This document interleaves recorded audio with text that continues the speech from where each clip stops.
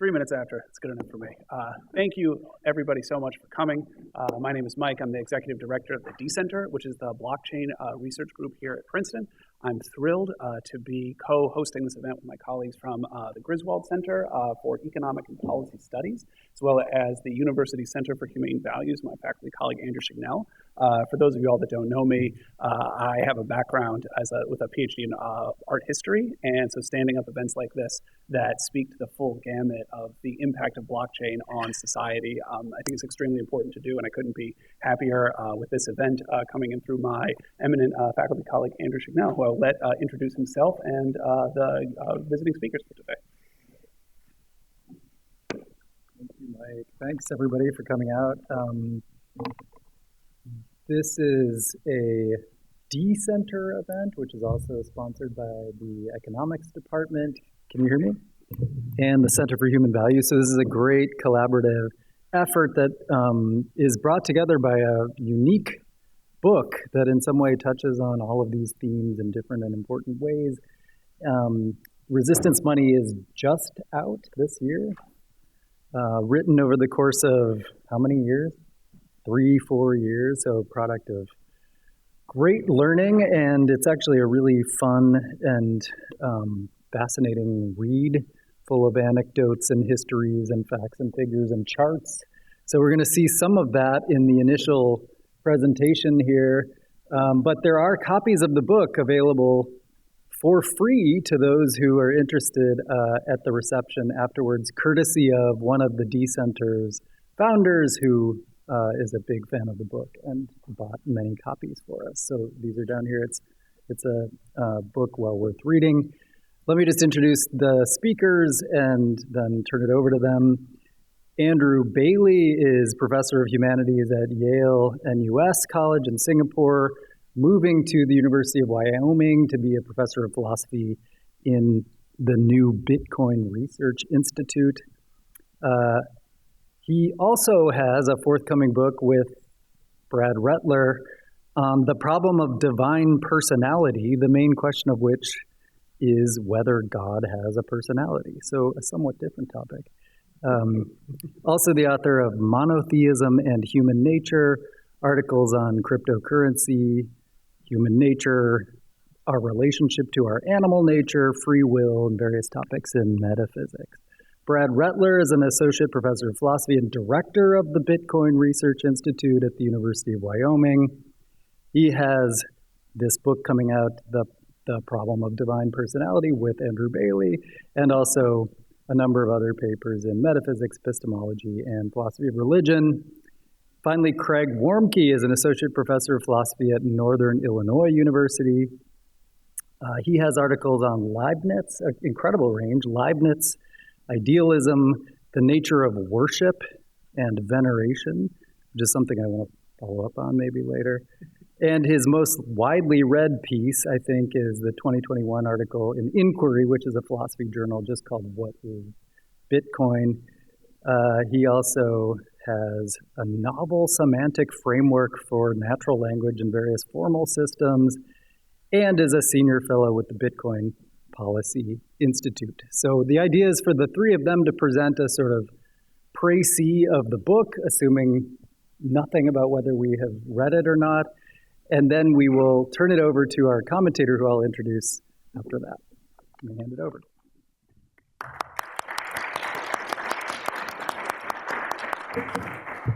Thanks, Andrew. So you might have been thinking, that's a lot of times of the word philosophy showing up and 0 times of the word computer science or anything having to do with code, but Bitcoin is code. Why are these 3 philosophy professors writing a book about this bit of software? Especially because, as we see, academics essentially ignored Bitcoin for several years, and we're academics. Many academic communities informally argued that Bitcoin couldn't work based on theoretical models or experiences with past systems, despite the fact that it was working in practice. This was written 7 years ago. I don't see Professor Narayanan in the room. But it remains true today. Many people are publishing articles about Bitcoin, arguing that it can't work, even though it has continued to work for 7 more years after that. So also, They are writing articles about specific aspects or parts of Bitcoin and not asking questions that I think are really interesting and deep and fundamental questions about Bitcoin that philosophers are uniquely equipped to pose and talk about views about, and then perhaps try to answer. And that is the question, is Bitcoin good? And that's a moral question, and that's the realm of philosophers. And it's hard to approach that question, is Bitcoin good, without thinking of a closely related question, is Bitcoin good for me? And very often when we approach things, we ask if they're good for us, especially when there are things having to do with money or investments or things like that. And so it's tempting to ask this question about Bitcoin. Is it good for me? Meaning like, should I buy it? Should I be glad that it exists because I've made money on it or something like that? And so in order to pose this question in a way that doesn't just invite speculation about our own attitudes and stances and benefits towards Bitcoin, we pose it in this way to try to approach it from a neutral perspective. If you didn't know who you'd be when you woke up tomorrow, if you could be any one of the 8 billion people in the world, would you want to wake up in a world with Bitcoin or in a world without Bitcoin? And Craig is going to pose that a little more precisely and talk about some of the nuances of that in a minute. But first, obviously in this time, we don't have time to explain all about Bitcoin, but we will just talk a little bit about how we approach Bitcoin in the book. A lot of books about Bitcoin start with the Isle of Yap and these big stones called the Rye Stones. We don't do that. We're going to start with the cypherpunks. This is a picture of Judith Milhone shortly after she was arrested in Montgomery, Alabama for civil rights protesting. If you're not familiar with her, The Guardian has a wonderful obituary. But she was the person who coined the term cypherpunk. Cypherpunks were a group of people who saw the potential of the internet for bringing about human freedom and liberation for large groups of people, but also the potential for abuses of power. And they decided that the best way was not to try to lobby governments or to trust governments or whatever, but to write code. So they're responsible for things like PGP, pretty good privacy, Tor, BitTorrent, WikiLeaks.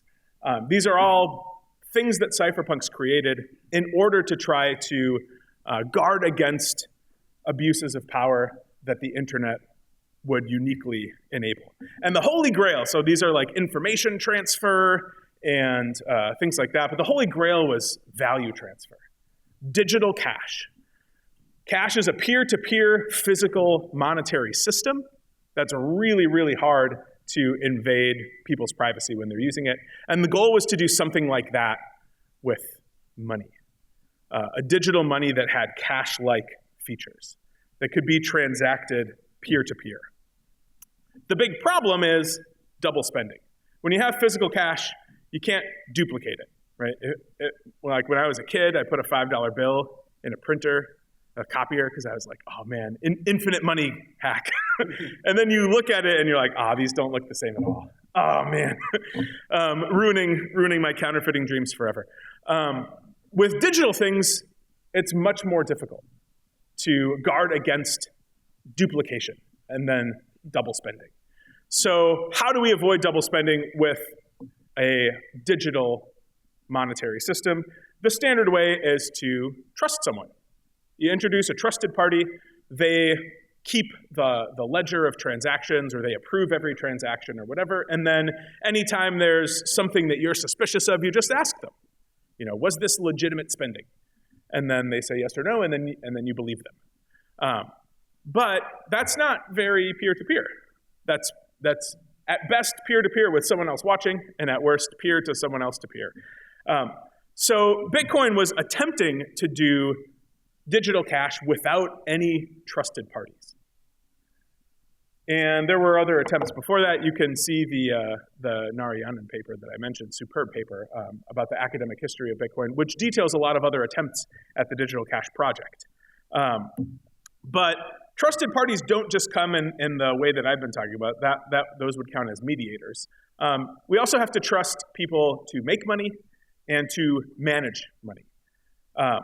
For physical dollars, we've got the US Treasury that's printing bills, printing coins. They're literally creating this physical cash. For digital dollars, we have the Federal Reserve and we have commercial banks that have the power to mark up accounts, add ones and zeros to balances. Bitcoin has no centralized makers. It's a rotating cast of people. When it comes to managers, for physical cash, you don't need anyone. You can have it yourself. Maybe put it in a wallet, under a mattress, something like that.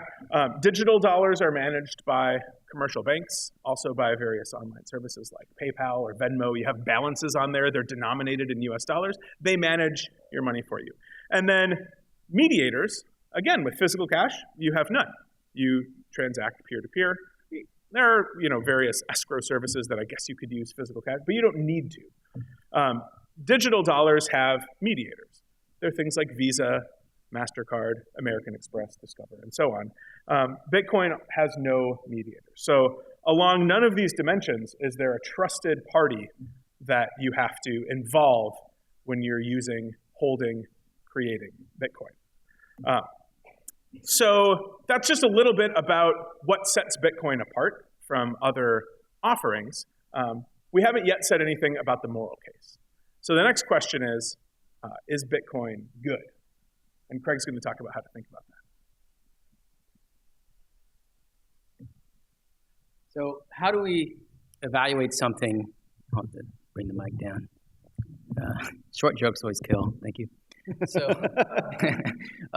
how do we evaluate something that's so highly controversial as Bitcoin when, the weapons are out, people's minds are made up, and accusations are flying freely about bias?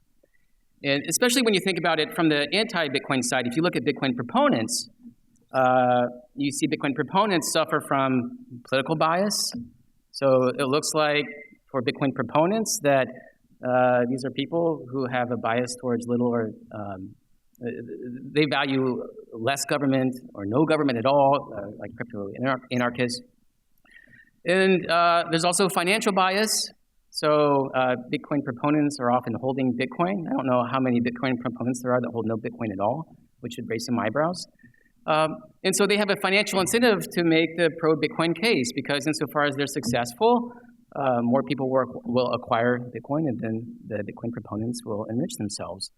And there's also reputational bias. So at least speaking for my co-authors and I, if we were to come out as anti-Bitcoin suddenly, we would lose positions as nodes in like the social network surrounding Bitcoin because we work for things like the Bitcoin Policy Institute. We go to Bitcoin conferences. We have Bitcoin friends, some of which are here. Friendships might suffer. We suffer some reputational costs. But from the Bitcoin proponent side, looking at the Bitcoin critic side, we can say much the same.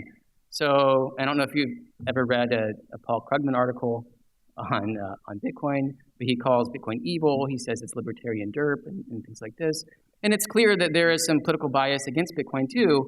And there's also financial bias, but it's a bit different. So whereas Bitcoin proponents have bags of Bitcoin that they would like to increase in value, Bitcoin critics have bags of opportunity costs that they would like to go to zero.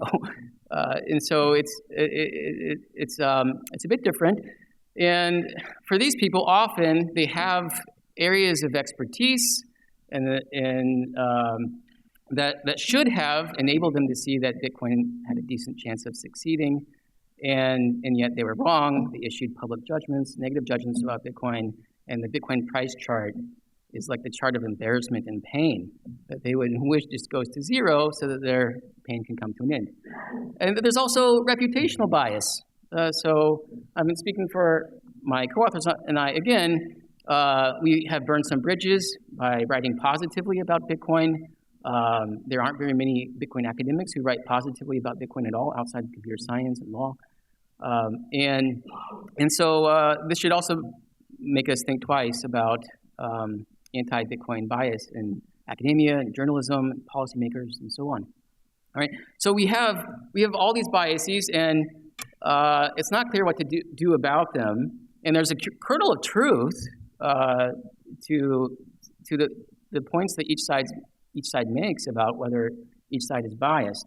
And so what we propose is a kind of thought experiment to discipline both ourselves and Bitcoin critics and everyone else who reads the book to try to gather only the evidence and the arguments that actually matter. So our main question is, if you didn't know who you'd be, would you want Bitcoin to exist? You didn't know who you'd be in the world, 8 billion people, would you want Bitcoin to exist? And so we ask you to imagine a scenario where you've taken a pill or something which erases all your personal memories about who you are. So you don't know who you are, you don't know whether you're male or female, what country you live in, you don't know how wealthy you are, or which god you worship. And you have a decision to make behind this so-called veil of ignorance. Would you like to enter into a world with Bitcoin, basically the world as is, not knowing who you are, or would you prefer to, before you enter the world, erase Bitcoin out of existence so nothing like Bitcoin ever exists again? All right. Well, this is a decision under uncertainty with risk. So how should we make it? Well, there's a whole field of inquiry called decision theory that gives us some materials for making a decision like this. And to illustrate, suppose you have a choice to make one of two bets. In one bet, let's suppose it's a fair coin, whether you flip heads or tails, you're guaranteed $20. On the other bet, suppose if you flip heads, you win 100. If you flip tails, you lose 50. And so according to orthodox decision theory, and I can't believe I'm talking about this in front of our Buchek. I'm going to simplify too much, but you calculate the expected utility by looking at like the preference satisfaction or the utility of each outcome weighted by the probability of that outcome. And so the expected utility of the guaranteed bet is something like 20, and the expected utility of the bet, the riskier bet, is something like 25. So according to orthodox decision theory, you should choose the riskier bet. But what if you're poor? What if you don't have $50 to give in case you flip tails?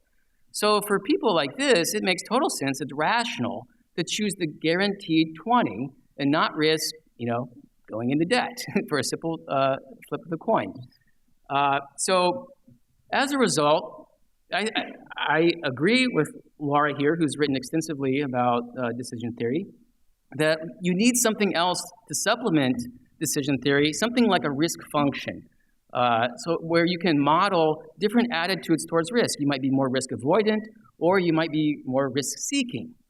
And behind the veil, I think it makes sense to be more risk avoidant. Why? Well, you have the choice to be one among 8 billion people, you don't know which, and for a lot of people that you might be, your life might not go so well. And you don't want to live your entire life in poverty, let's say. Okay, so what to do? Well, not only do you face this risk of not knowing who you might be, but you're also making the choice for everyone else. And so insofar as other people might be risk avoidant, you might want to be risk avoidant too, for them, because they might already choose to be risk avoidant, and you're also choosing whether or not they would live under a life of poverty with or without Bitcoin. Okay, so this is what Buchek says in her great article in 2017, which she later developed into a book. It's called Risk and Rationality. It's great. And she says, when making a decision for an individual, choose under the assumption that he has the most risk-avoidant attitude within reason, unless we know that he has a different risk attitude, in which case choose using his risk attitude. What's interesting about this framework, which I think is really useful, which we use in the book, is that a lot of people already use Bitcoin. And it looks like they're using Bitcoin to avoid other bad outcomes. So insofar as they do, we should take that into account behind the veil. So now we have the framework. So now let's get to some data. When thinking about Bitcoin behind the veil in a responsible way, you have to think about it along many different dimensions: monetary policy, privacy, environment, inclusion, and so on. We won't do all of those today, but we'll cut off a little piece of that and give you a sample. Let's think about monetary policy and monetary institutions and see how Bitcoin automates some of these things in a way that reduces risk for those who use Bitcoin. One way to think about this is to think about the problem of monetary luck, which is just this. Will I suffer from bad institutions or enjoy good ones when I wake up? Will I have access to good money or bad? And there are two elements to the problem of monetary luck. There's both monetary policies, which govern how money supply is created or managed or destroyed, and then institutions, which govern who makes those decisions and what rules or meta rules are in place. Both figure into the problem of monetary luck. Now, this, as it happens, is a pretty serious problem for a pretty important and sizable portion of our population. One way to see that is just to see that about 2 billion, a quarter of the world's population, suffer under very bad or even crushing inflation. And you can see this on a chart that shows the world as well. This is a lot of people. So there's a significant risk of suffering under bad policies and bad monetary institutions. And it's not just one little chart. We can pick a recent 6-month or 7-month period of time and see if it's fairly often, in fact, for currencies to wildly drop in value due to mismanagement of central banks. This is not a wild event. It happens regularly to basically everything except maybe 5 or 6 or 10 really good currencies. But everybody else is kind of screwed. And it's not just that they're screwed. Society can be screwed as well. Wild inflation can have destabilizing effects. Even John Maynard Keynes knew this. So here's the good case. When you have good monetary luck, you have a choice between bad money and good money. Decent money, or good money, comes with a price guarantee, a central bank that guarantees that its purchasing power will more or less be stable. And to do this, they manipulate quantity, increasing or decreasing the supply of money to ensure a price guarantee. And when they are responsible institutions implementing wise rules, all is well. Some of us don't have that choice, though. We're instead left only with the middle column. We have access only to bad money that has no price guarantee and that doesn't have a quantity guarantee either. That's bad luck. Bitcoin, by automating monetary policies and institutions, can help mitigate against the risk of suffering from that bad monetary luck. Bitcoin's monetary policies are pretty simple. There's a deterministic issuance schedule that's preordained. It shows exactly how many Bitcoin there will be at any given block height. That's the internal clock to Bitcoin. And the monetary institutions for Bitcoin are just the users. There is no central bank to pull levers and manipulate supply, and the rules are enforced by users themselves. The equilibrium outcome from this user-focused institution is that nobody wants to deviate, because if you deviate, you're not a member of the herd and you don't have money that you can spend to the rest of the herd. So the equilibrium outcome is for everyone to coordinate around the same rules and make them more or less unchangeable. So we have an invariant institution enforcing a very strict set of rules that have a quantity guarantee, a strict cap on the amount of Bitcoins that will exist, and a predetermined curve leading up to that cap. The result is a global exit option for anyone who needs it. So we have our little chart of options. If you have bad luck, you only have that left-hand column. If you have some good luck, you have access to the middle column. What Bitcoin does is it adds a third column, resistance money, which trades off a price guarantee for a quantity guarantee. There is no central bank to pull the levers and manipulate supply, but you can know for sure what the supply will be and have some assurance of that being the case well into the future because of the way Bitcoin's policies work and the way the institutions enforce those policies. The result is something like a monetary rule of law, where we have rules that are transparent. Anybody can view the ledger and verify that it has just so many Bitcoins as there supposed to be, no more, no less. It's general. There are no insiders who can uniquely manipulate any of the levers of control, and it's fully predictable.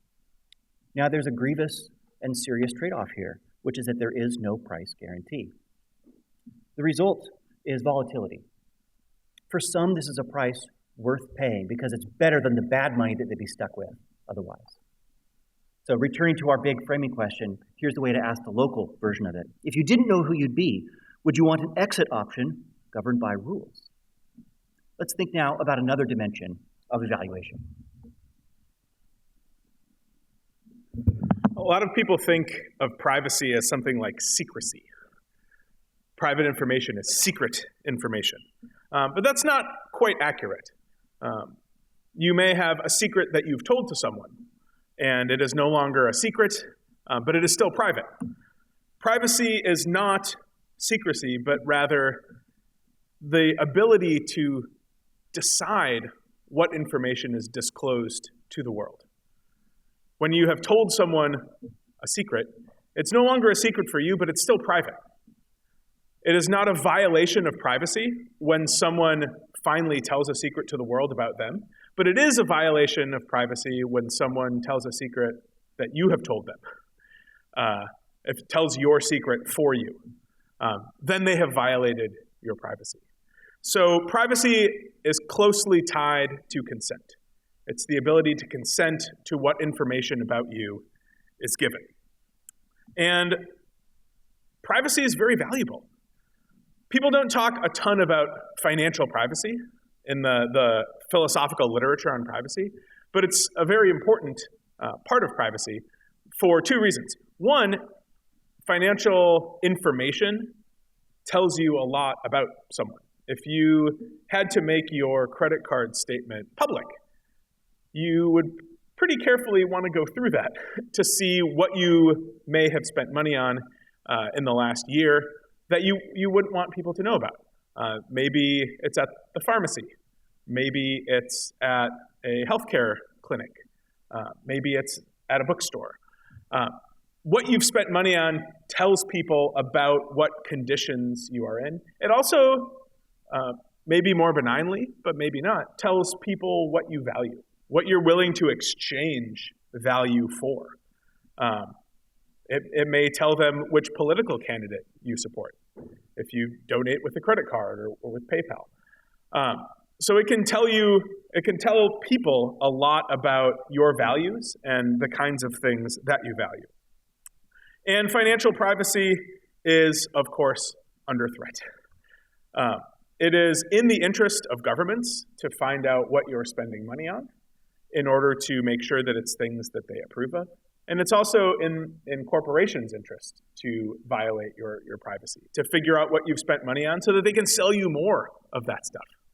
Or if they can't, they can sell your data to someone else who could sell you something, right? And every once in a while, these stories will crop up about how Target seems to know what you want before you've bought it and starts serving you ads for that very thing. So interacting digitally with digital money that isn't digital cash opens up your financial information to people that you may not want to have it. And you might think that you're forced to do that if you want to buy things over the internet. Now, Bitcoin is not a perfectly private digital cash system. Some people look down on Bitcoin for how private it is. Others look down on it because it's not private enough. And so if you're on one side of that, you might be surprised at the other side. People who say, well, Bitcoin's only used by criminals and terrorists tend to think that Bitcoin is actually more private than it is. And then there are the privacy-focused people who look at other cryptocurrencies that are more private, and they say of Bitcoin, that's not nearly private enough. That's not what we're looking for. Bitcoin's ledger of transactions is public, and it's append only. You can only add to it. You cannot erase transactions from it. Once a transaction is published on the Bitcoin blockchain, it is there forever. Now, there's no personal identifying information on that ledger. Your name doesn't show up. What shows up is addresses and amounts, and that's it. However, the rails on and off of Bitcoin from various government-backed currencies, usually pretty much everywhere, include some sort of know your customer information.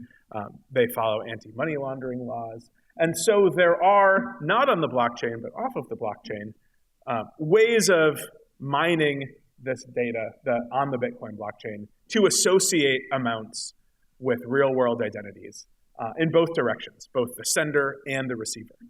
And you also regularly see news articles about this. When people have transacted with Bitcoin in a way that they thought was private, later, sometimes many, many years later, it will be found out exactly who did it, where they got it from, how much it was, and everything. And then the government can go after you in real life, or corporations can use that data in real life to try to sell you other things. Bitcoin has some privacy tools that are built in such a way that you can use them. We don't have time to go into tons of them, but by using these tools, Bitcoin users can achieve something like the privacy that you get with cash. If you want to spy on a cash transaction, you have to actually be there.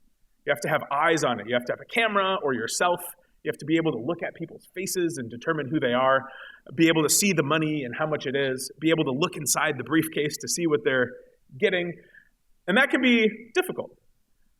There are ways of using Bitcoin that gets you a similar level of privacy. But they take some hard work. One of them is coin joins. So I recently wrote an article for Forbes about how democracy protesters and authoritarian regimes are using coin joins to fund the protests, because blockchain analytics are good enough now that if you just send some Bitcoin to the leader of a protest movement in Zimbabwe or Nigeria, that it might get found out who you are, and you might not want to face those consequences. So with coin joins, a bunch of different people send money into a sort of centralized mixing service. There are ways to do this decentralized as well. And then those get dispersed, but you can never link sending with receiving. You don't know, in this example, where Alice's 0.05 Bitcoin go to. Is it output D, output E, output F? You don't know where Alice sent her Bitcoin.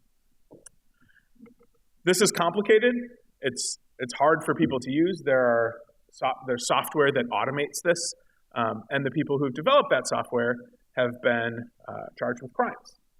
So it's by no means guaranteed that this sort of thing will be around to preserve people's privacy. And you might think, that's great. I don't want people to be able to transact privately. You might say that looking around this room. Nobody here could possibly have that much of a need to transact privately in ways that the government shouldn't be able to look into, at least. But we're doing this privacy reasoning from behind the veil of ignorance. We're supposed to not know who we might be. Are we going to be someone here at Princeton, or are we going to be someone in Zimbabwe, someone in Russia, someone in North Korea, in China? We might think that if we could be any of them, privacy-preserving financial tools might save our lives. And so for those people, we should be in support of a private, digital kind of money. So the question, more localized in this area, is if you didn't know who you'd be when you woke up in the morning, would you want to wake up in a world that had digital cash or one that didn't? So insofar as financial censorship and financial exclusion, thank you, sir, financial exclusion goes, you want to make just a very simple argument. The argument's first premise is that basic freedoms require transactional freedom. Basic freedoms require transactional freedom, where transactional freedom is something like the ability to make payments as one sees fit. So think about some of our basic freedoms, especially the ones that are enshrined in the First Amendment, the Constitution. So freedoms of speech and religion and press and assembly. We kept the right to bear arms off because we weren't so sure about the audience. But for each of these things, in order to fully exercise them, especially in the digital world, you need to be able to make electronic payments. So, for example, in order to fully exercise your freedom of speech today, you need to be able to pay for things like signage and websites, pamphlets, for religion, religious garb and other paraphernalia like candles and incense and icons, and financing for a building, and salaries for clergy, for freedom of the press. Publications aren't cheap, nor does running a publication house. You need to pay salaries, you need to pay for paper, and so on. And then for freedom of assembly, you have to pay to travel, to gather. And so for each of these things, transactional freedom is not necessarily more basic than these other basic freedoms, but it's something like a necessary condition of them, especially in the highly digitized world in which we live. Now, now that we've established that basic freedoms require transactional freedom, let's go on to the next premise, that transactional freedom requires digital cash. So transactional freedom requires digital cash. Well, why would that be? Well, the electronic money that we use has trusted parties, like intermediaries and managers. And those trusted parties are the ones that are responsible for financial censorship and financial exclusion. So financial censorship concerns something like taking away powers to speak financially. You've already had them. And so to take those powers away to something like block a transaction or to seize an account, freeze funds.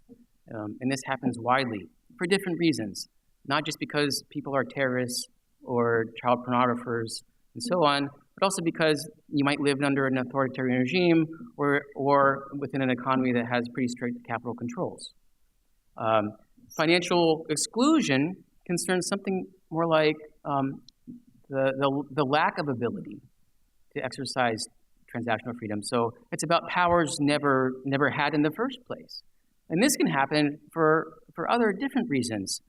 For example, you might live in an economy with very limited financial infrastructure. But at the heart of these two issues, we find trusted parties. So trusted parties are in some ways, in some cases, abusing their powers to censor people. And sometimes they censor bad people, and that's good. Sometimes they use these powers to censor good people and for bad reasons, and that's bad. But sometimes it's just the lack of the presence. So it's the absence of a trusted party that prevents people from exercising their transactional freedom because there's no one around to facilitate transactions. And so if you look at the data on this, so suppose you have a die, a six-sided die. And suppose I say, okay, if you roll this die, dice is plural, yeah? Okay. So if you roll this die and you get a 1 or a 2 or a 3, you'll be among the people in the world who live under an authoritarian regime. And if you roll, say, a 4, you'll be among the 1 in 6 people who lack the trusted parties in the first place to facilitate your transaction. So you are technically then unbanked. So the question here is, would you roll the die? Would you roll the die? And I think most of us would say no. But if we had to, would you want an option, an exit option, one in which Bitcoin provides an escape hatch for people, where all you need is an internet-connected device and internet access itself? Now, this 1 in 6 figure for the unbanked, this is a bit more complicated. So not everyone can afford an internet-connected device. And the way that we calculated the figure to be very friendly to the skeptic is we figured that something between 1/16th and 1/32nd of the world's population are people for whom that Bitcoin would actually present a realistic option. So people who can afford an internet-connected device, who are connected to the internet, and who are otherwise unbanked. Okay, so going back to our two-premise argument, digital money without trusted parties is digital cash. So if you want there to be an escape hatch for people to be able to transact and exercise their transactional freedom, to flourish by exercising their more basic freedoms, then you want digital money without trusted parties. Okay? So if you're financially excluded, you don't want to have to rely on the presence of a trusted party in order to transact as you see fit. You don't want to have to rely on the intermediaries and managers not to censor you. And so what you need then is digital cash. So basic freedoms require transactional freedom. Transactional freedom requires digital cash, and then basic freedoms require digital cash. Now there's once you have transactional freedom, you can use this in harmful ways for money laundering, sanctions evasion, and ransomware. And Bitcoin in particular enables ransomware in ways that other kinds of money don't. But for things like money laundering and sanctions evasion, it looks like criminals prefer the traditional financial system anyway. And insofar as China and other BRICS nations are developing alternative currencies to try to rat around U.S. sanctions, it looks like Bitcoin the absence of Bitcoin wouldn't have significantly diminished the amount of sanctions evasion in the world anyway. So if you didn't know who you'd be, would you want money that others can't control? Would you want some digital cash?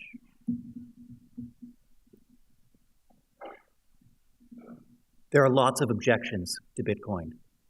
Our book raises and answers about 25 of them. I'm just going to do a little bit of a sample of one of those, which is one of the most important objections to Bitcoin, which concerns its security model and its use of energy. Here's one way to put the objection. Bitcoin mining uses too much energy for no good reason, and it's an environmental disaster. Now, there's a lot of heavy breathing around this objection and a lot of exaggeration. Some say or said that Bitcoin mining would consume all the world's energy by 2020, and of course, that didn't happen. Now, here's what is true. Bitcoin users do pay for the network to use energy, and it does use lots, but it also serves a useful purpose. There are three kinds of monetary security we might think about. There's false spending, spending money that's not yours. There's counterfeiting, making fake money. And there's double spending, spending the same bit of money twice. Now, as it happens, traditional digital monetary systems have all of their security budget dedicated to the first two. That's what banks and cyber audits and cyber security officers all protect against. And it's actually trivially easy for trusted parties to prevent against double spending. Bitcoin is the other way around.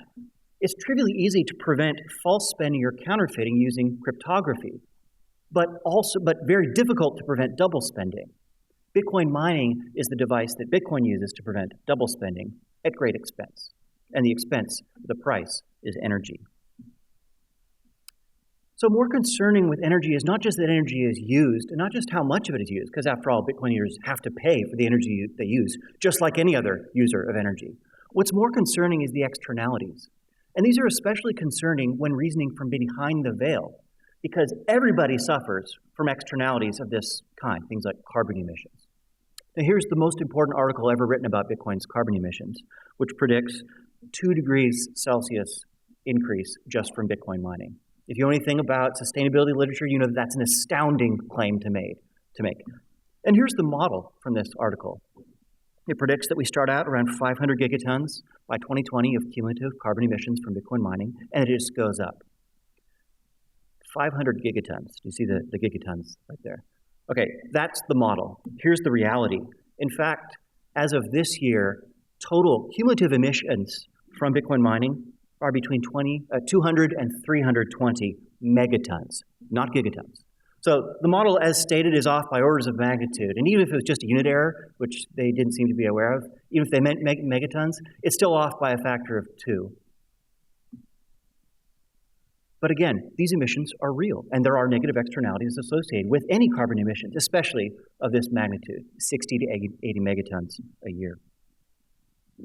There is a chart, there is a line, and there are real bars there showing that there are indeed Bitcoin emissions associated with Bitcoin mining. Now here's a tempting inference. If we deleted Bitcoin from the world, those emissions would also disappear. As it turns out, because of the way Bitcoin mining works and its economics, this inference is not true. And one way to see that is to notice there's 2 kinds of energy use associated with Bitcoin mining. There's rival energy use and non-rival. Rival energy use is when you're bidding against someone else to use an excellent energy source. Now, this tends to be the carbon-intensive portion of Bitcoin's mining. If you remove Bitcoin from the bid, somebody else is still bidding for that energy and, in fact, using it. This is typically the on-grid energy. That's the high emissions energy. So taking Bitcoin off the world doesn't remove those emissions. Look now to the other side of the dilemma, the off-grid energy, the non-rival energy. This is a Bitcoin miner. Just think about a Bitcoin miner who's creating a new hydro dam and then planting a Bitcoin mine on top of that dam. They created the energy, they're the only bidder for the energy. And in fact, the economics of Bitcoin mining guarantee that Bitcoin mining is pushed to the temporal and spatial edges of our energy grids. So increasingly, Bitcoin's energy use is on that non-rival side of things, where emissions are already very low. So the most important component of the anti-Bitcoin argument has a fallacious inference at its heart. And in fact, Bitcoin mining is turning carbon negative by using more and more methane capture. We can talk a bit more about how that works and the counterintuitive consequences of this. But in fact, Bitcoin can be an important tool to capture carbon rather than to emit it. So we return to our big question. If you didn't know who you'd be, would you want money that got security through energy in the weird ways that Bitcoin does? Zooming out further still, we end the book by inviting the reader to, with us, create a little scorecard. So you have all these dimensions of analysis. There are more than we've discussed today. And you think about the risks that you take under each and whether Bitcoin is something you'd want to be in the world when throwing the dice and figuring out who you will wake up to become. So we end again with our question. If you didn't know who you'd be, how would you feel about Bitcoin? What do you think? Cheers.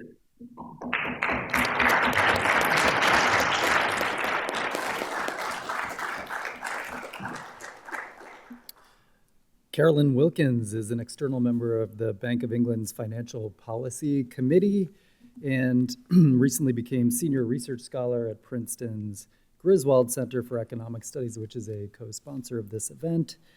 She's had a distinguished career at the Bank of Canada, serving as senior deputy governor from 2014 to 2020, setting monetary and financial systems policies and overseeing strategic and planning economic research. She's published on a wide range of issues, including economic resilience, global financial regulation, and fintech, and perhaps most significant for present discussion, she is a guest mentor at the HEC's Creative Destruction Lab Blockchain and Web3 Stream. I'm going to introduce Carolyn Wilkins to respond.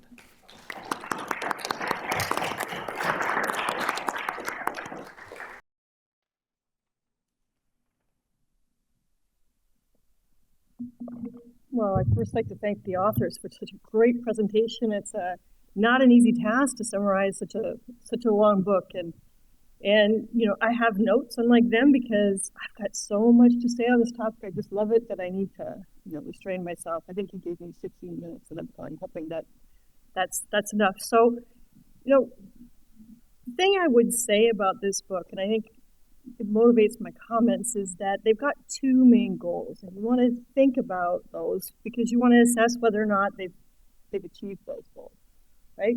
And so the first is really to cast Bitcoin through the philosophical lens of resistance. And they do this because it's not only their method, but also it's designed to help us see how Bitcoin actually might enhance freedom. And freedom from what? Well, freedom from the authority and overreach, as they say, of corporations, states, and anyone else who wants to get between you and your money. And I think that's a laudable goal. The second thing they try to do is persuade us that we'd rather live in a world with Bitcoin than in a world without it.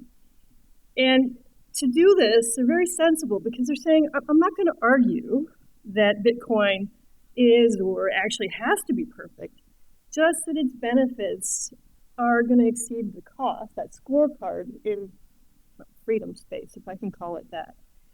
And, you know, you don't have to be a cypherpunk, although that'd be a great thing to say you are if you really were. But to know that that's just such an important lens through which to look at this issue, because what you end up doing, as we just saw, is debating answers to questions that are deep, and they go well beyond the questions that we usually hear from proponents of Bitcoin and, you know, and those who hate it. So, you know, Bitcoin's the best thing since sliced bread, and Bitcoin's evil. And I think that's how democratic societies actually have sensible discussions about where to draw the line in terms of personal freedom. So I think it's probably a good time right now to, aside from saying that I'm not a cypherpunk, but to say that these views reflect my own, and they're not reflective of my colleagues on the Financial Policy Committee or the Bank of England. So we might ask ourselves, and they did in the book, why are people resisting? Well, obviously people resist sometimes because they want to get around rules that they just don't like, what we might call bad reasons, and you do in the book. And that's kind of activity that wouldn't pass the usual harm test in terms of where the limits of freedom should be. Money laundering and terrorist financing is obviously part of that. And you know, that's very familiar. It happens all too frequently in the traditional world, so there's nothing unique about Bitcoin with respect to that. But what seems to be different with Bitcoin and some other crypto assets is the desire to pursue freedom, and freedom from the control, the coercion, and the risks that are inherent in trusted third parties. They can do things that aren't quite right, that restrict your freedom. And I think the quote that you've got in your book from Nick Sespo, which says that trusted third parties are security holes, is really a powerful way to motivate the desire of programmers to use cryptocurrency to turn computers into, again, engines of freedom rather than oppression. I didn't make that up. That was in the book, and I think it's just a really nice way to say it. Now, the authors are really careful to say that, well, trusted third parties aren't always bad. In fact, sometimes they're good. But there's still value in having options, because people who have options are not forced into a single set of trade-offs. And I'm not a philosopher, but I can say that this kind of thinking fits really nicely into many economic models of whether a new payment method or anything else in the economy might enhance welfare. And so I'm going to focus on two areas that I think are relative to these trade-offs. And for me, it's all about the trade-offs, okay, that they explore in the book. So I had to decide which two, because there's so many issues, but I'm going to pick the ones that I might know a bit more about than others. One's Bitcoin as a monetary instrument, and whether Bitcoin's use of proof of work, permissionless blockchain, is really a trustless kind of environment. So if we start with Bitcoin as a monetary instrument that enables commerce and therefore enhances freedom, I find there are examples with respect to, there's one, for example, one anecdote that talks about the entrepreneur in Afghanistan who pays her female employees in Bitcoin.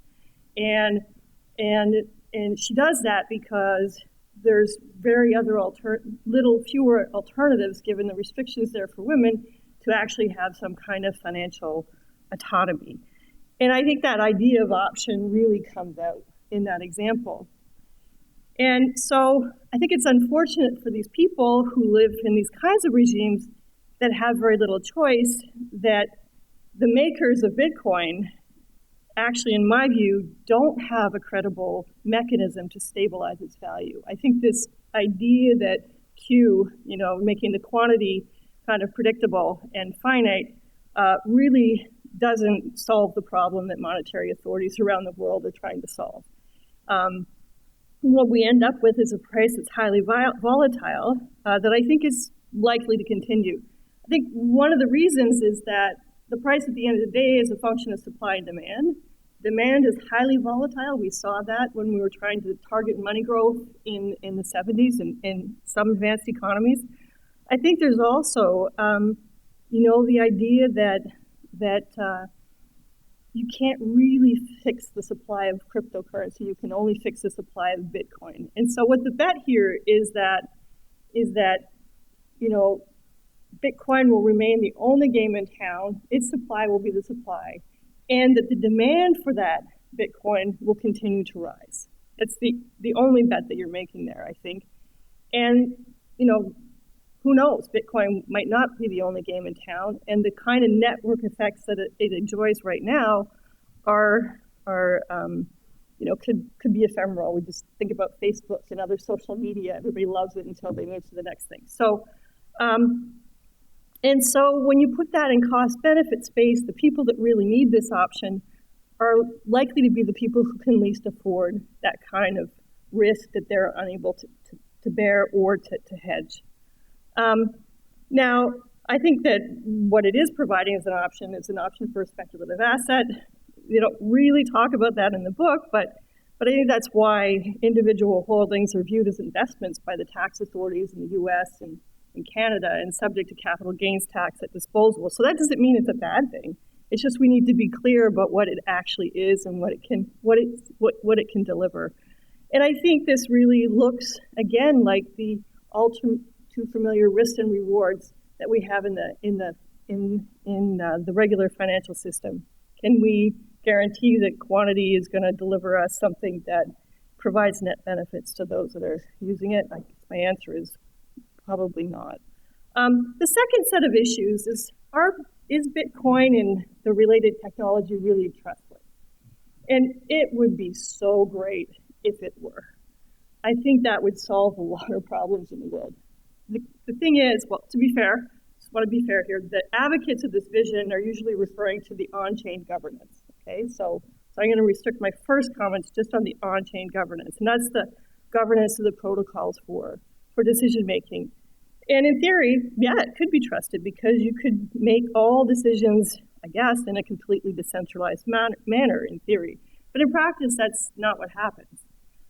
In fact, the consensus mechanisms and other governance protocols have led to some important concentrations of power that I would argue do require a significant amount of trust. And one example refers to the miners, and I'm not talking about whether they can have 50% control. I'm talking about the fact that if you have a large control from the miners in terms of they're validating transactions, they don't have to really cheat in the big way, okay, like the 50% attack, but they can organize the timing or organize within themselves ways to do what we see in traditional markets, like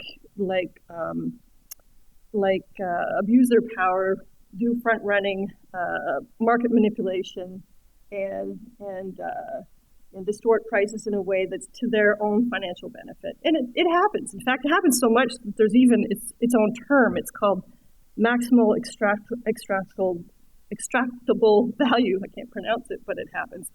And so, of course, this trade-off, again, it looks pretty familiar to me. And, the question you have in the freedom space, at least I would have, is should market participants in this Bitcoin put up with miners potentially taking some unspecified ex-ante pound of flesh in a system that purports to be trustless, or should there be market conduct rules that limit the freedom of those miners?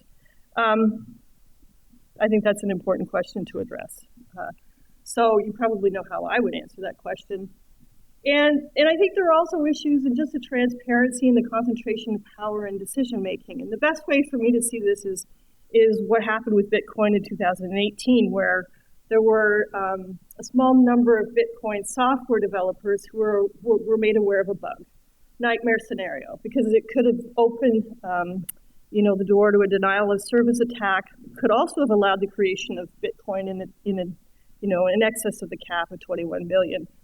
And when you look at the log of events, if you believe what you read on the internet, the decision of relatively few was to disclose the DOS aspect of the bug, but to keep in their back pocket this other information about the potential breach of the cap until they found a solution, and that took them about 3 days.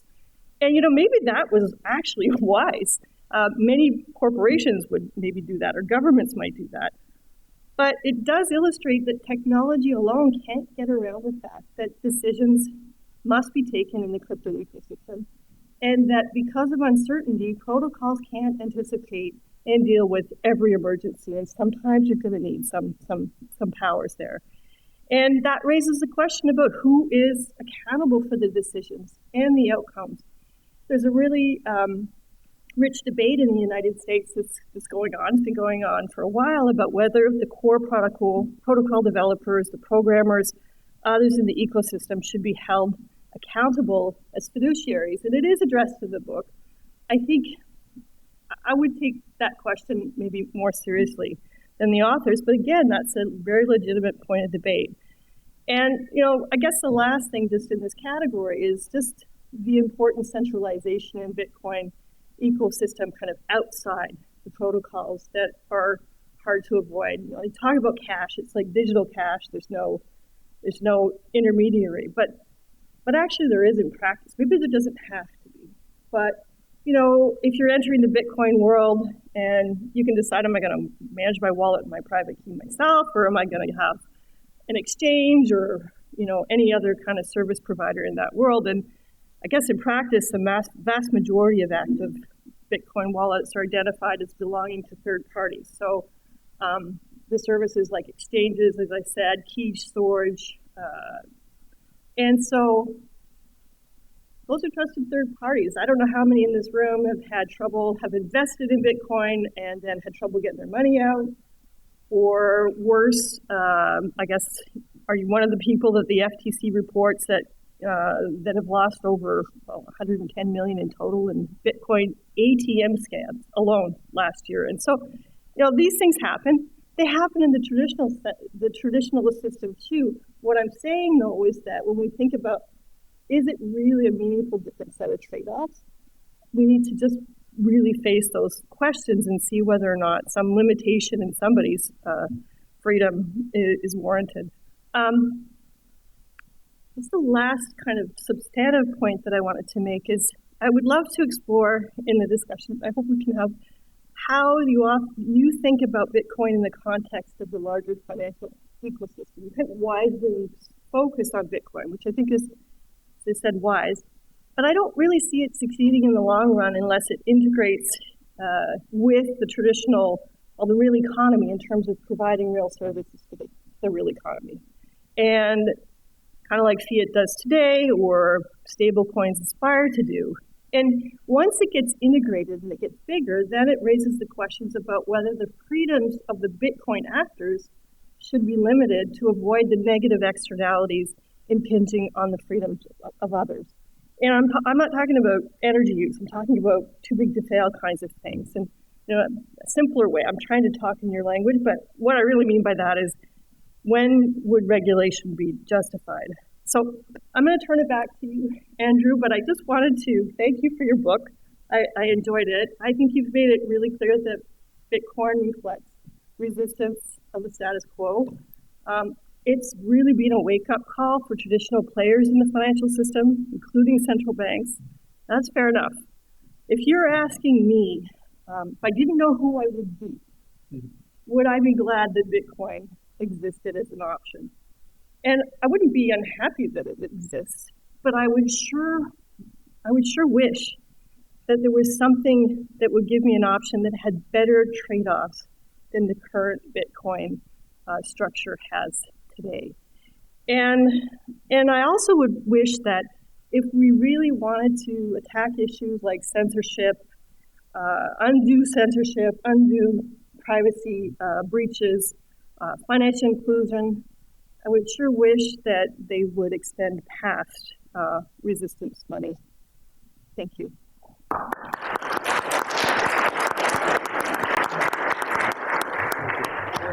you want to just join the panel over here? Yeah. Okay, thanks. That was a great discussion. We have about 25 minutes or so for questions. Do you want to say anything in response? That was a lot, and I'm not sure if you feel prepared to. We went over for a brief. You did, so yeah. let's just go Q&A. Okay, and then maybe try to weave. Yeah, we'll weave. Okay. So let's open it up for questions. I have a few, but I would like to let the crowd speak if there are any. Yes. I actually have a lot of comments about a lot of the points that were made. Oh, there's a mic. Big one. Yeah. Okay. I'll introduce myself. My name is Aviv Zohar. I'm a researcher on the technical side of Bitcoin. I've been doing this since 2011, so I guess fairly early on in computer science. I have a lot of comments about a lot of the statements made. So I'll just pick one, which I think is interesting. Maybe somebody will correct me. But I want to challenge the idea that Bitcoin is beyond monetary policy. Okay, you can't print any more Bitcoins, at least in equilibrium. But I will argue that current monetary policy is not necessarily done by printing money, but rather by buying and selling government debt in exchange for the currency. And I'll give you an example. The US government, for example, thinks of oil as a resource that it wants to stabilize, right, its price. So it buys and sells oil, which, it cannot exactly control the supply of which, right? And so it stabilizes something. If Bitcoin was central enough to the US economy, I don't see a situation, it could be a situation where the US government would decide to stabilize it, maybe, right? So a lot of things that are taken as a choice between yes or no, Bitcoin or no Bitcoin, I think we have to rethink them in this context. Thank you. One scenario that we discuss in Chapter 5 is just such a stabilization scenario. And it doesn't have to be governments that could implement that. So here's a model just to think about. Say that you're a capital allocator who has a permanent percentage of your portfolio allocated to Bitcoin, 5%. When Bitcoin's purchasing power goes down, you buy a little more. When it goes up, you sell a bit more.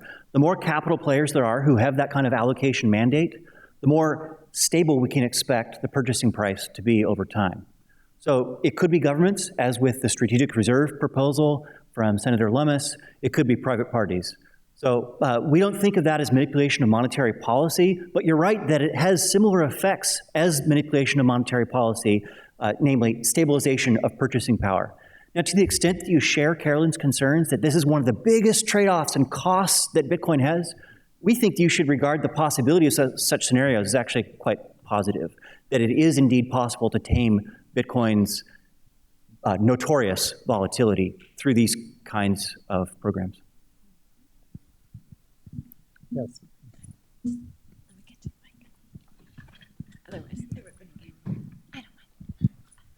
Hi, I'm Constantine Dumanidis. I work in network security. Thank you so much for the very interesting perspective on Bitcoin. I just wanted to ask if you can elaborate a bit more on the point that Bitcoin is poised to become carbon neutral or even negative, because from the indications that we have from data that we've pulled off the network, increasingly Bitcoin infrastructure is becoming centralized rather than decentralized, and centralized infrastructure runs on like AWS and like big data centers, which are definitely not carbon neutral.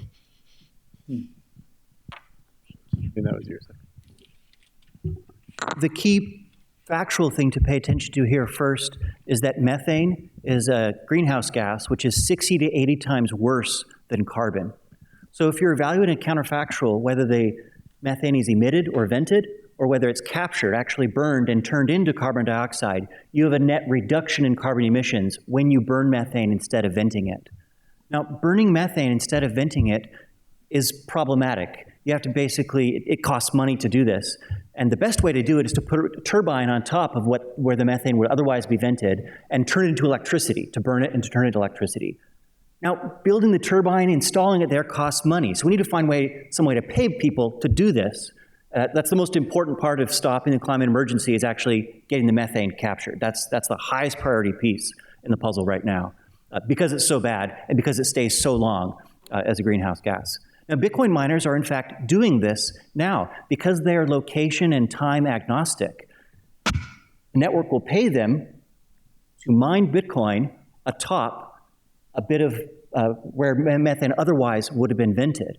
So they put a turbine there, turn it into electricity, and install a little hash hut, turn it into Bitcoin, and they get paid to do that. So that's the fundamental chemical and climate change dynamic that we observe.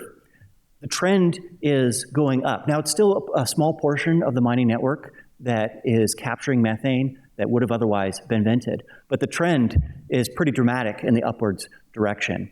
So if you evaluate it against the counterfactual of that thing not having been there, the turbine, then it's carbon negative, or it's technically CO2 equivalent negative by turning an 80x greenhouse gas into a 1x greenhouse gas. So that's the dynamic we have in mind, and that's how it works. Now, as it turns out, where is methane being vented? It's not right in the middle of cities. It's not the center of grids. It's on the edges of our energy networks in both space and time. And that is where Bitcoin miners are increasingly being pushed towards by the economics of Bitcoin mining, which is extremely competitive global chase for a fixed pie of resources. So the margins are razor thin. They have to find the cheapest energy that nobody else is bidding for. That means that they're doing these weird inventive things like putting a turbine on top of some otherwise vented methane. Can I just follow up on that? I'm going to say really quick. Can you imagine? So I mean, the decenter is powered in part by not Bitcoin people, but Ethereum people, as we know. And so I just want to say, I want to ask a question about the environmental case. Can you imagine a proof of stake blockchain that gets to be so good and maybe so widespread that it inherits enough of the properties of Bitcoin that you're celebrating and doesn't have the environmental consequences that a proof of work blockchain does, such that you would think, The environmental argument is pushing us maybe more towards Ether rather than Bitcoin. I mean, I think if that were the case, you'd lose a lot of the positive environmental consequences of Bitcoin. Namely, there's no incentive anymore to put hash huts on top of flared or vented methane. There's no incentive to build renewable facilities out in the middle of nowhere for small towns or things like that. There are increasingly, in addition to flared and vented methane, there are companies in Africa that are going around to unelectrified villages, setting up solar arrays, mining Bitcoin for a little while the people don't need the electricity, and then transferring it over to them when it's been paid off, and then going and doing it in another place. So rather than thinking of Bitcoin's energy use as purely an external cost, I think there are a lot of external benefits that you lose. Just on its own, the environmental case points in the direction of Bitcoin. I think that's becoming increasingly clearer. Yeah. Mind if I? And the academic literature is starting to back this up as well. There have been 5 or 6 papers on this. I think if this were to happen, we'd also exacerbate some of the effects that Carolyn mentioned with respect to centralization of power. So proof of stake networks, block production works a bit differently. So rather than in Bitcoin, where you're throwing capital at electricity to get hashes and spending money on hardware, you're getting the native token like ETH and staking it, so you're locking up capital. And what happens then is that the block reward goes to people who have proportionally staked the most ETH. As a result, the people who, I mean, this is in theory, it may not work in practice, but over the long haul, it seems that what might happen is the people who have staked the most become increasingly more powerful. So there's a rich get richer effect, first of all, so that the people who have staked the most get the most in return. And then there's also a wealth as power effect, so that the people who stake the most also have the most power over block production, and they can, in theory, censor transactions. And so you combine these and you get like a increasingly richer and more powerful effect. And so there might be a trade-off here between the environmental cost, if there is a cost, and then the centralization worries that Carolyn had earlier for Bitcoin. And that's just part of proof of stake, not something that could ever evolve out. Yeah. So far as we know. Yeah. Okay, sir, yes. So I just had a quick statement on the energy use and then a question. I think somewhere around 20% of solar energy is negatively priced globally, and Bitcoin miners, I think about 85% of their capital or their operating costs are electricity or energy consumption. So there's a pretty nice match up there to incentivize more renewable build out. And so the question, in resistance money, the case is made that Bitcoin, the money, is a positive force for individuals to circumvent and resist oppressive laws and societal structures.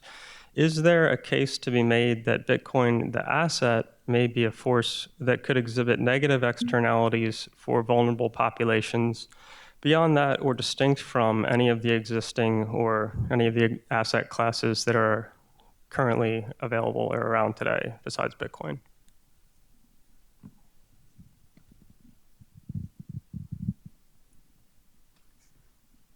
Part of the question was, could there be negative externalities? But I didn't quite hear what kind you had in mind, negative externalities for the least well-off.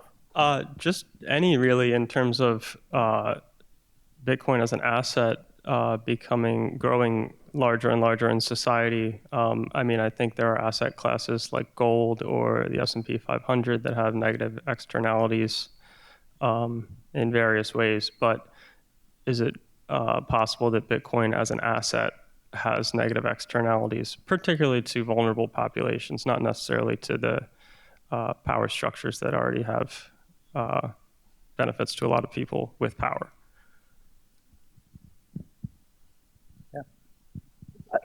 I raised the negative externality thing because I thought if it gets big enough and it's interconnected enough and there aren't alternatives to Bitcoin, so these are the typical things you look at to think of systemically important negative externalities. So here I was talking about the really big ones. You could imagine a world where Bitcoin was so integrated with the regular economy, and it was really big. It was the only option.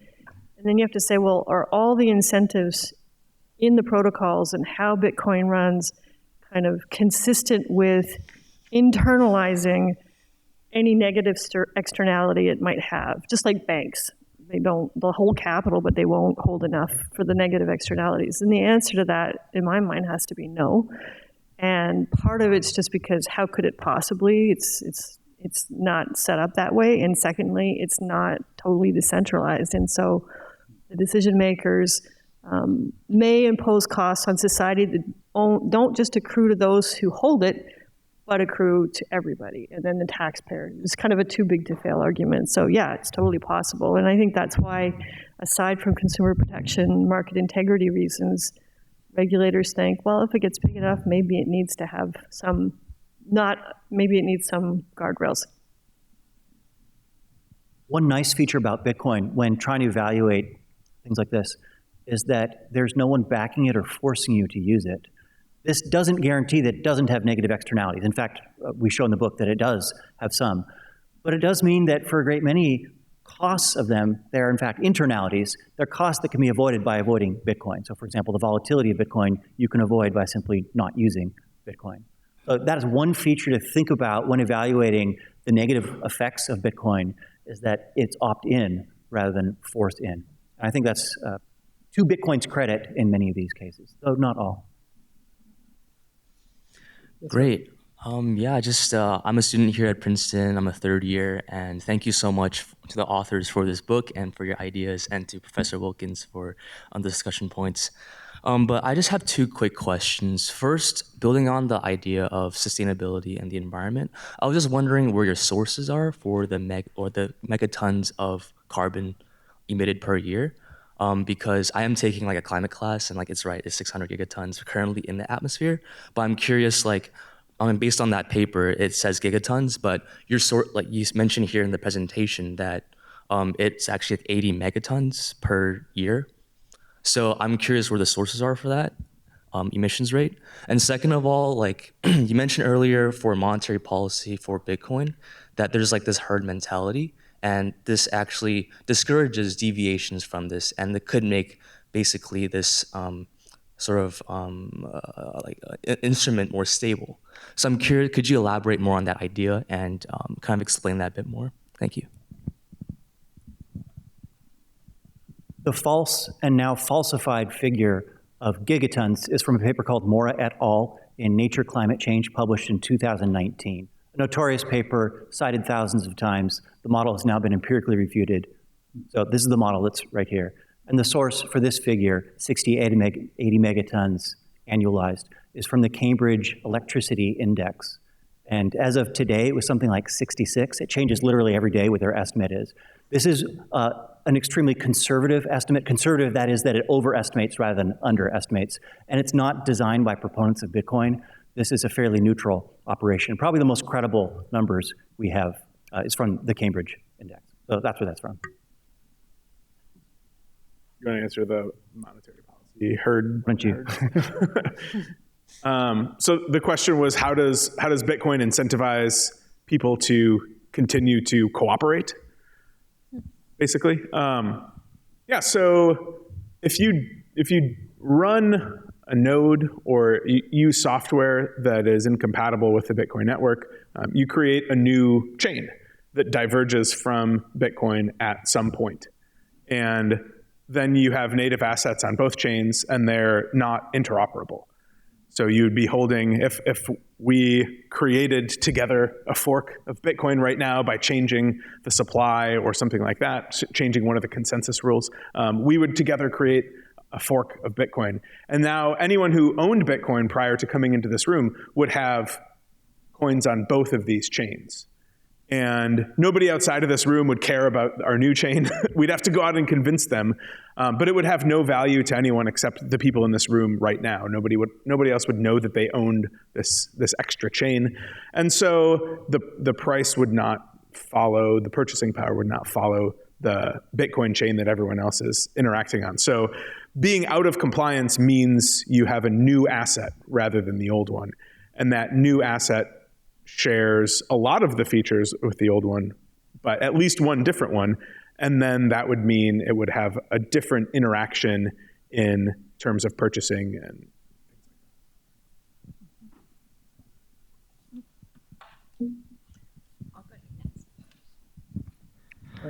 Hi, awesome talk. My name is Mas. I work for a cryptocurrency trading and investment firm called XBTO. I run Principal Investments in Corporate Development. My question is for Professor Wilkins. You mentioned MEV in the context of Bitcoin mining. And which was interesting because I'm not aware that MEV exists in Bitcoin mining. MEV is very much a concept associated with Ethereum, both when that was mined and in the current proof of stake world. So I'm just curious if you're aware of something I wasn't aware of, because certainly I would love to learn more about that. I mean, and there are lots of theoretical things we can get into, but just at a high level, I'm just not aware that that's a concept that exists today. Yeah, so it is an issue with Ethereum, and it's an issue with proof of stake as well as the previous proof of work. But it's my understanding that the concentration, so there's an incentive to have concentrated power and concentration in your ability to actually be able to write to the ledger, just the economics of it, and that gives you the power to decide in what order you want to book the transactions, and that in any system that uses that, whether it's Bitcoin or others, there's the opportunity to manipulate the price. Okay, so it's that what I was talking about. The extent to which it actually occurs was not something I was speaking to. It's a possibility. I mean, another aspect of the miners that I didn't mention was that the mining companies, the companies that produce the mining equipment, are highly concentrated. And that would be fine, except for the fact that they're also themselves miners. And so they've been reported to also kind of manipulate the playing field among miners by, when they get new and better equipment, they actually sell it first to their own miners and not to the others. And so I didn't mention that because of time. So there's a lot of little funny things in there that if I were just me, actually, deciding to buy Bitcoin, I wouldn't know to what extent I was trusting these other things behind the scenes to work. Thank you for sharing your research. I haven't read the book yet, so I'm curious if the philosophical case for Bitcoin is unique to Bitcoin or if it's a case for cryptocurrency in general. Sure. So we think that Bitcoin is special in being the most secure asset, and not just in being the asset with the highest market capitalization, but we try not to use this word decentralized in the book because it's such a wiggly word, but it's the most decentralized asset. So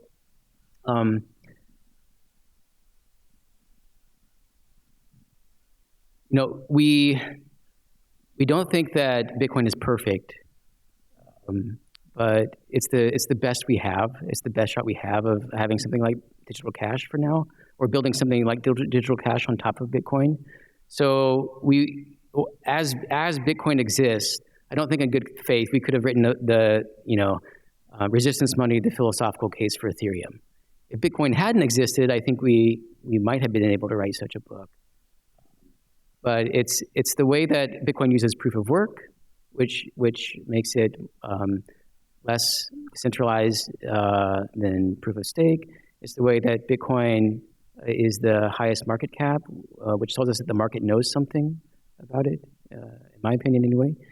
And it's the way that it's incredibly difficult to censor transactions in Bitcoin.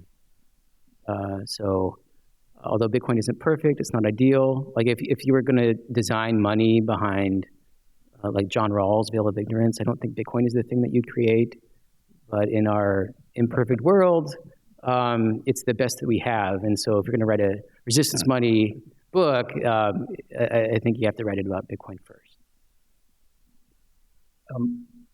Yeah, sure. The chart depicts the way coins were distributed for the 3 top non-Bitcoin, non-stablecoin cryptocurrencies through sales, where proceeds go to insiders, tokens directly to insiders, tokens given to a foundation, and who runs the foundation? Insiders, and tokens given to the community, who are friends of the developers, also insiders. This is a fairly standard way that most other cryptocurrencies are created and distributed. Bitcoin's chart, by contrast, has no pre-sale, no insiders, no foundation, no community. It's an open contest for anybody to create new Bitcoin by mining.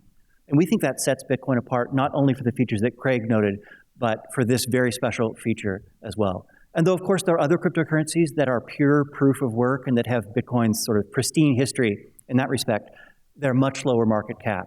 So it's not any one of these features alone, but it's also the Venn diagram where they intersect that makes Bitcoin so special and so worthy of philosophical attention. So the book has some great philosophy in it. It's got metaphysics. There's an argument that Bitcoin is an abstract substance, which is really interesting. There's epistemology and decision theory that we heard about. There's a lot of political philosophy. I want to end with a quick question about politics, since it's November 4th. Feels risky, but we know Elon Musk is a fan of Doge. You're not a fan of Doge. He's volunteering to run the Department of Government Efficiency with Ron Paul. J.D. Vance is a fan of crypto, worked in the industry. Coinbase is kind of telling us that Trump and Vance are in favor of crypto and Harris and Waltz are not. The cover of your book is provocative in the title too, because it's like a mixture of libertarianism and liberation theory. And I can't tell in the end whether you think Bitcoin is blue or red or neither nor. There's a sense in which it's a fundamentally conservative idea, right? That we're censorship resistant, that we're deflationary, that we're not going to change the protocols unless we absolutely have to. But you can also hear some progressive ideas coming out in some of our discussion here. Is Bitcoin political or apolitical?